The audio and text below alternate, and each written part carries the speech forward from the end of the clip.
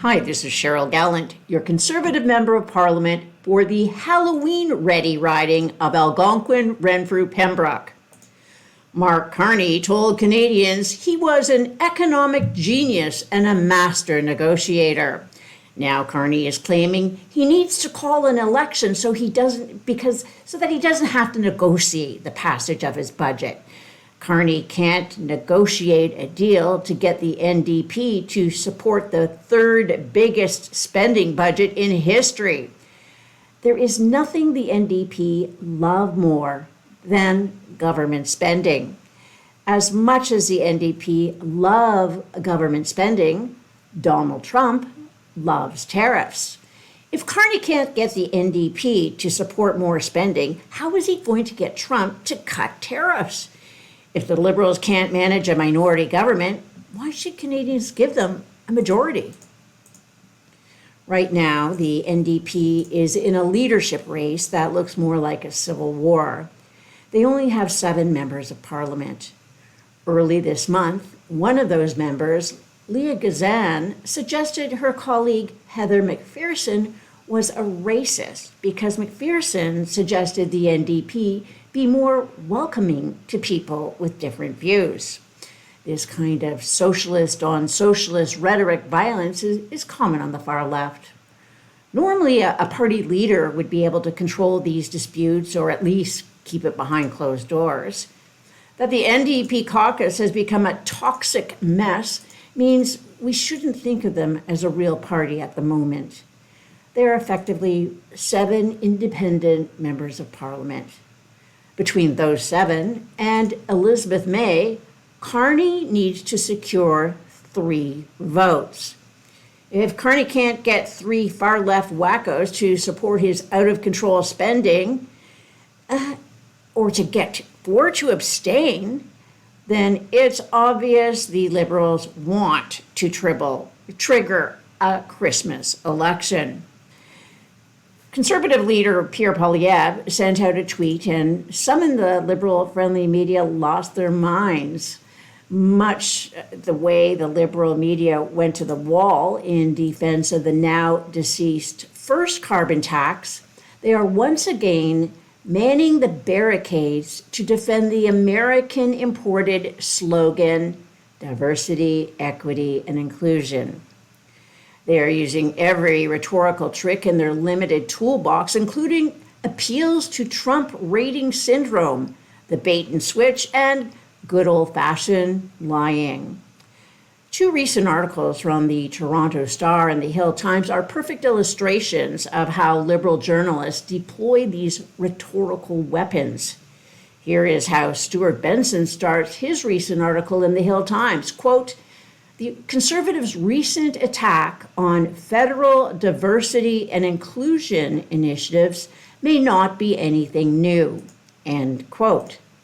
Here is the 4th sentence in Alex Boyd's recent article in the Toronto Star.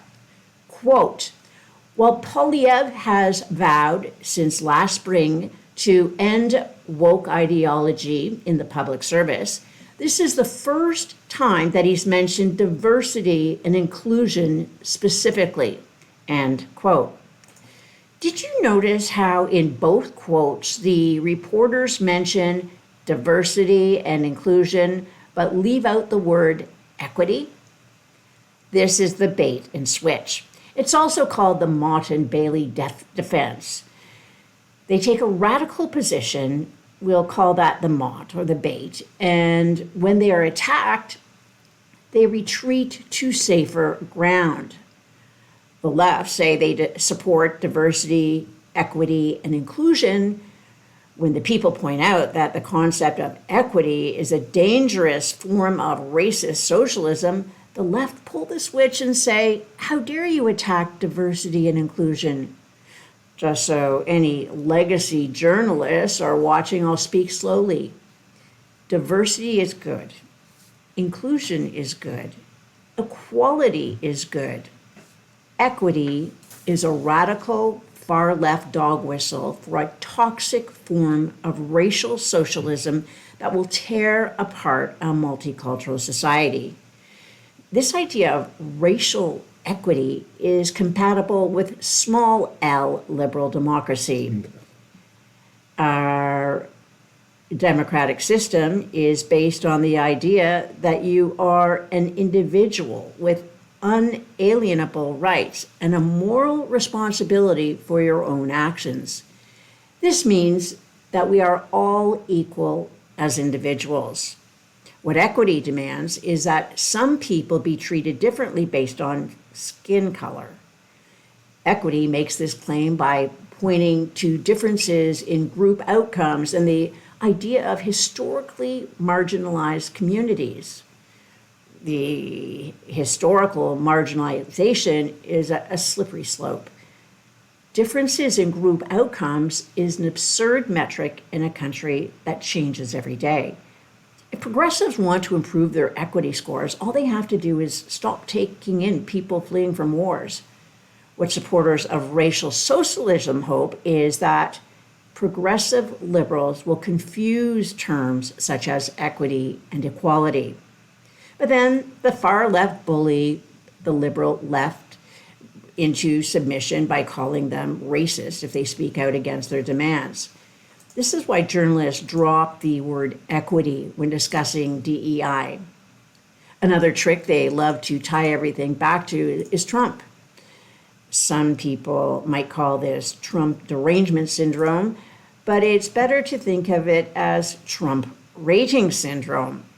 People either love Trump or hate Trump. Very few people are ambivalent. When you have such a polarizing figure, it becomes a ratings magnet. This gets combined with a liberal media bias that sees invisible connections between Republicans and conservatives while ignoring visible ties between Democrats and liberals. That's why both reporters tried to use the tired cliche that Pierre was taking a page from the Trump playbook. This is stunningly ridiculous for two reasons. The first is that DEI is the product of American critical race theory. This is a distinctly American ideology imported into Canada by the far left. The second is that Pierre Poilievre has been an elected politician for over 20 years, and Trump has been a politician for 5 years. Pierre writes his own plays. This is the third reason it's ridiculous, because of what has been happening in parliamentary committee this fall. The Science Committee has been conducting a study into the use of mandatory DEI statements as a requirement for research funding. Some of Canada's most prominent scientists, including astrophysicist Lawrence Krauss and the world-renowned psychologist Steven Pinker, have given a powerful testimony about this social attack on science and academic freedom. Forcing scientists to make political statements in order to secure government funding is what they did in the Soviet Union. It goes against everything a real democracy is supposed to stand for. Yet neither story even mentioned the fact that Pierre's tweet was directly related to this parliamentary study. This is the classic lie of omission. It's no surprise, though. It won't be long before the legacy media will be forced to make similar political statements in support of racist socialism to get the bribes that pay their salaries. Given how hard the media fought for the Liberals in the last election, we can expect them to go hard in defense of DEI right up until the minutes drop it for the next progressive fad. Live from Ottawa, this is Cheryl Gallant.